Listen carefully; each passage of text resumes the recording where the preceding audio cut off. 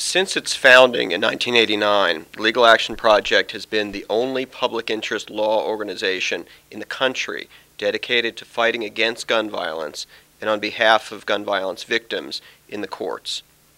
We've represented victims in lawsuits against gun companies whose irresponsible business practices arm criminals with guns and whose failure to include feasible safety features costs lives, often of children.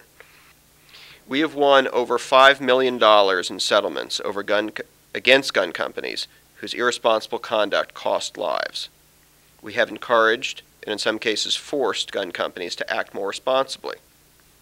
The central rationale behind our cases is to encourage gun companies to factor in the human cost posed by carelessly making and selling guns, so they act more responsibly and become part of the solution to gun violence instead of just such a huge part of the problem.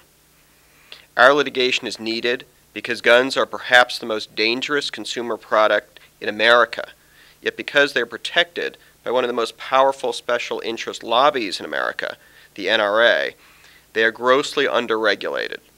So gun companies are continually allowed to place profit over public safety, and thousands of lives are lost because of the gun industry's irresponsible business practices.